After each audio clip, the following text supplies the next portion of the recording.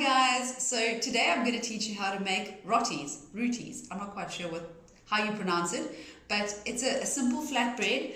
You can use it as a wrap, you can use it with curries, you can use it with stews. It's a very versatile starch that you can put on the side of your plate. You normally serve it up warm, and it involves just a few very simple ingredients which I'm sure you've got in your cupboard. So here's how it goes. You need 2 cups of flour. You need 4 tablespoons of soft butter, and try and go with a good quality butter as well. You can go with salted or unsalted, either way it works. And then 1 cup of boiling hot water.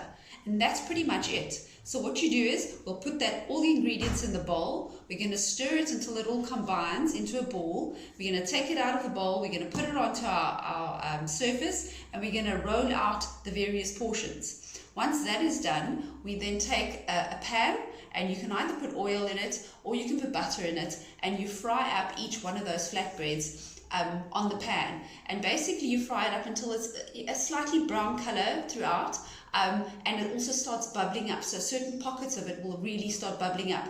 You want to roll that roti as thin as possible. So you don't want a thick roti, because otherwise you're going to have some sort of doughy consistency in the roti. So you want to roll it out really thinly, and then what you do is you can put it into a little bowl and store it. You can put it in your fridge and then microwave it later on if you want, or you can serve it straight away with whatever you like. We're actually going to be using rotis for breakfast this morning, so we're going to be making some scrambled eggs and bacon, and we're going to use that as our wrap. So yeah, let me show you how it works. So as you can see, I'm just bringing the dough all together now. That 1 cup of boiling hot water is quite hot in this dough, so just be careful with your hands not to burn yourself. But yeah, so I'm bringing it all together, and it's coming together quite nicely. That butter gives these rotis such a beautiful consistency and texture, and definitely adds to the flavor. I prefer to use salted butter because it just gives it a little bit more. And some people actually add other things to this too. So really have a look-see around at what else you can do to add a little bit more flavor. But I like to keep it very simple, and then you add your ingredients to it. So when you're making a nice curry, or you're doing what we're doing this morning with breakfast, that just adds to the flavor of the roti. And it's such a versatile thing for kids as well, for their lunch boxes. We often just send it to school separately, and they can just munch on it. Something to just kind of keep them busy.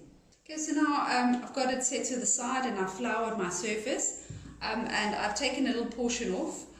So it really depends on you and how big you want these things. If you want filling in it, you're going to want to have a much larger one. We normally make like smaller ones. So yeah, so you basically separate these into little portions, and then you roll them up with a rolling pin. And like I said, the thinner the better. So if you can get it really thin and really round, which is quite a challenge for me, then you'll have the perfect roti. Okay, so I've rolled out the first one. You'll see it's very thin, well, as thin as I can possibly get it, and not quite round, but it looks all right. So then once you've got that done, you're going to take it and put it on the hot pan. I've put oil, but some people use butter, and so just be careful with that. But let's get the roti onto the very hot pan.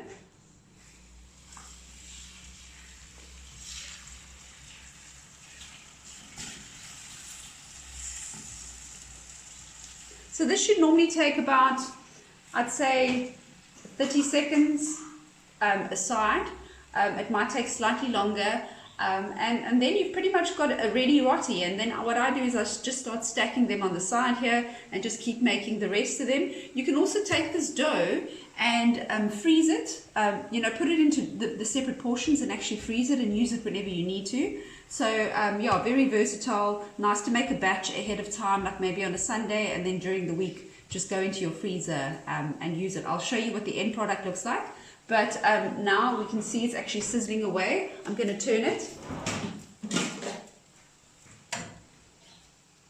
So yeah, it's been about 30 seconds, and you see it's actually browned quite nicely on the one side, and you'll see there's little air pockets that basically rise here with the roti. And then it's actually going to be nice and dry inside. It's not going to be too doughy. So this is almost ready. I'm going to take it and then make the next one.